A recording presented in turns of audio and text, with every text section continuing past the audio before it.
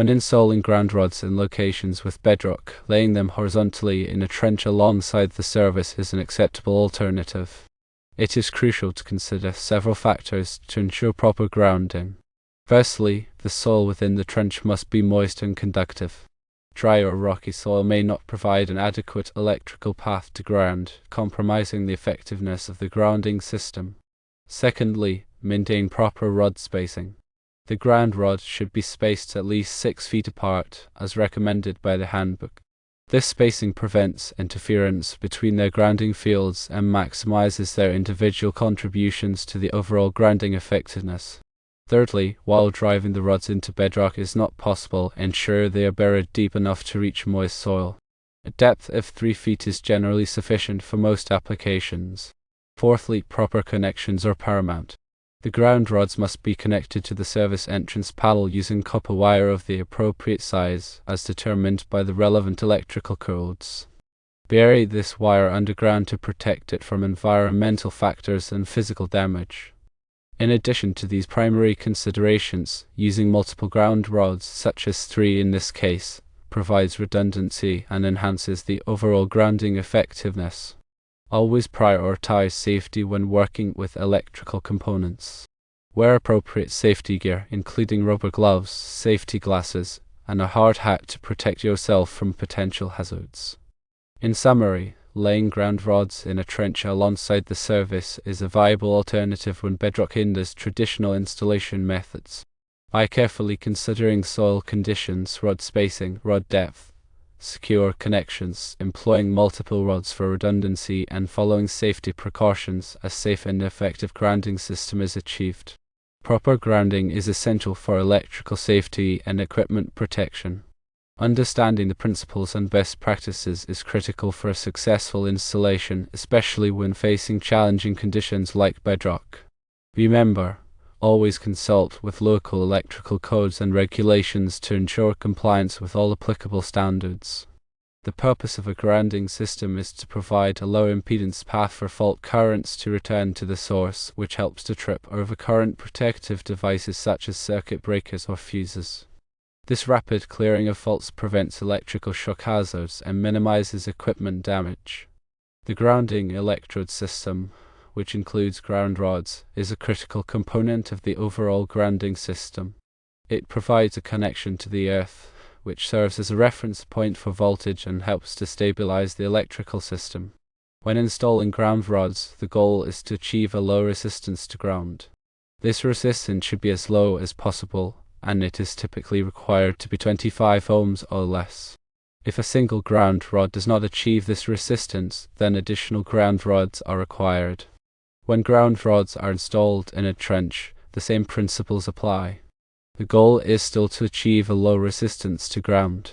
The spacing between the ground rods is important because it affects the area of earth that each ground rod is in contact with. If the ground rods are too close together, then their areas of contact will overlap, and the overall resistance to ground will not be as low as it could be. That's why a minimum spacing of 6 feet is recommended.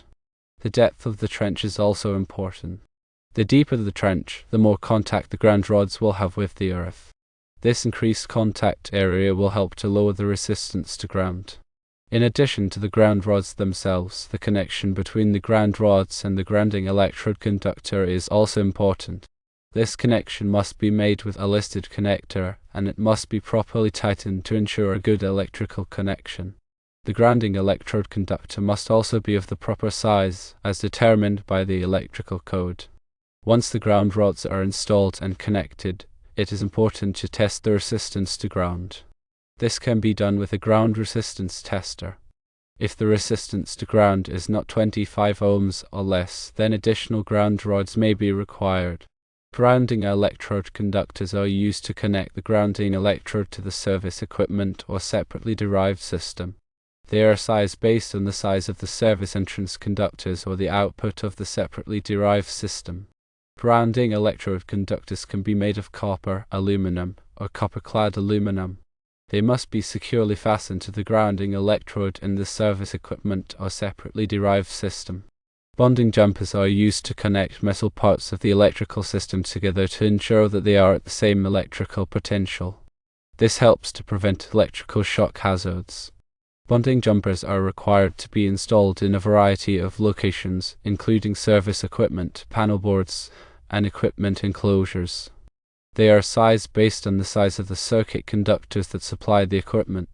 Equipment grounding conductors are used to provide a path for fault current to return to the source.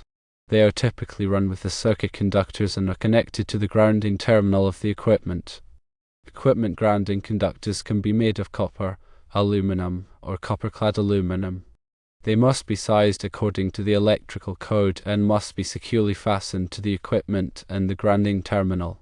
Ground fault circuit interrupters, or GFCIs, are devices that are designed to protect people from electrical shock hazards. They work by monitoring the current flowing in the circuit and tripping the circuit breaker if a ground fault is detected.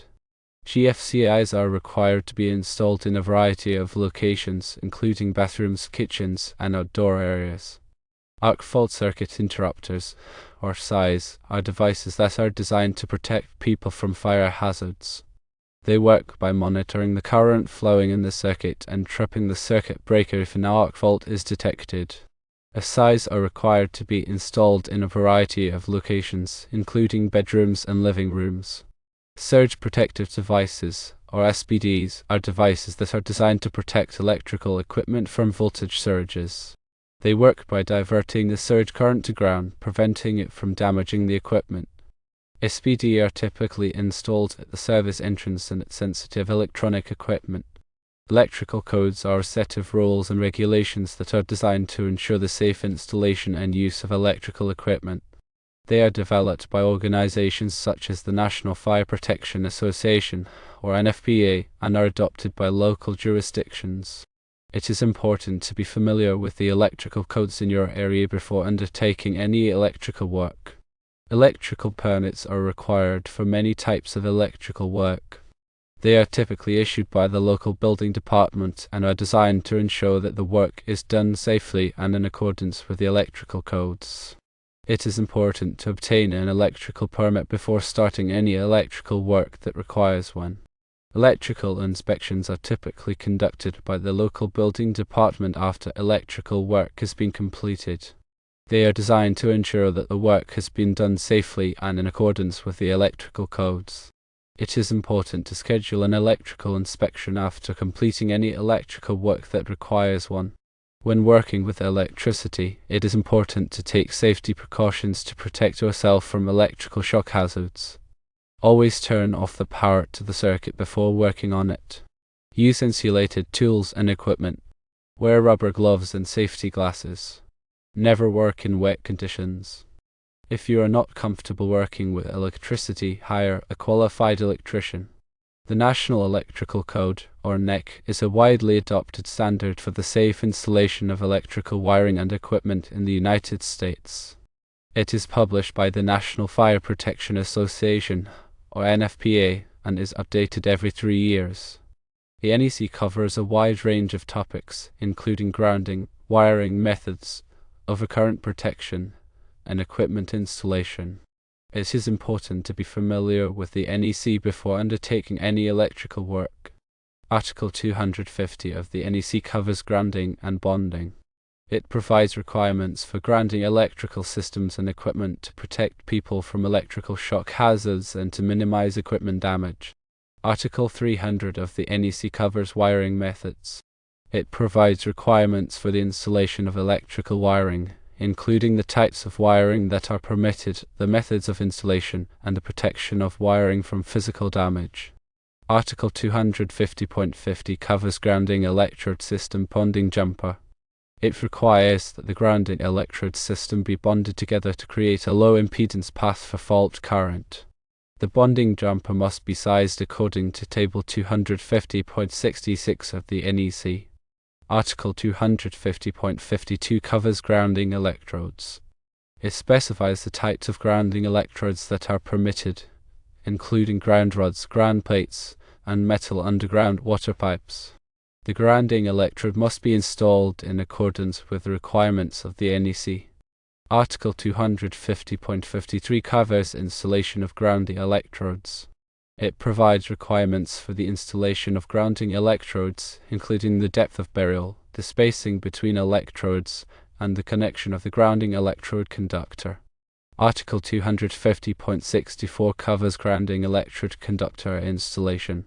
It provides requirements for the installation of the grounding electrode conductor, including the size of the conductor, the type of conductor, and the protection of the conductor from physical damage.